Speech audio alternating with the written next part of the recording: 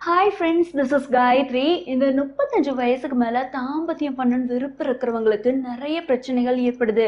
அதில் ஒன்று தான் கர்ப்பப்பையை ரிமூவ் பண்ணுறது. இந்த கர்ப்பப்பையை நீக்கினவங்க தாம்பத்தியத்துக்கே தகுதி இல்லைன்னு திங்க் பண்ணிக்கிறாங்க. மேலும் முன்னாடி போல் நல்லா பண்ண முடியலன்னு முடிவு பண்ணிக்கிறாங்க. நம்ம ஊரில் பொண்ணுங்களுக்கு பண்ணக்கூடிய ஆப்ரேஷன்ஸில் ரொம்ப பரவலான ஒன்று ஹிஸ்டெக்டமிங்கிற கர்ப்பப்பை நீக்கம்.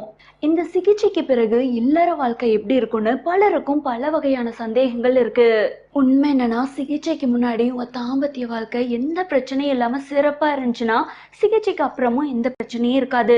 இந்த சிகிச்சை முடிஞ்சு 4 to 6 வாரங்கள்ல எல்லா பொண்ணுங்களும் இயல்பு வாழ்க்கைக்கு திரும்ப முடியும். இதுல என்ன ஒரு நல்லதுன்னா, ஆப்ரேஷனுக்கு முன்னாடி தாம்பத்தியத்தப்ப வலி இருந்து தாம்பத்தியத்தையும் தவிர்த்திருந்தாலும் ஆப்ரேஷனுக்கு அப்புறம் இந்த பிரச்சனை எல்லாமே சரியாயிரும். உங்களுக்கு இந்த அறுவை சிகிச்சையின் போது கர்ப்பப்பையை மட்டும் எடுக்க போறாங்களா இல்ல கர்ப்பப்பையோட சேர்த்து ஓவரீஸையும் எடுக்க போறாங்களாங்கிறது ரொம்ப முக்கியம். ஒருவேளை ஓவரீஸையும் நீக்கிட்டாங்கன்னா அதன் விளைவா மர்ம இடங்கள்ல வறட்சி, தாம்பத்தியத்தின் போது அசௌகரியம் இப்படி எல்லாமே ஏற்படும்.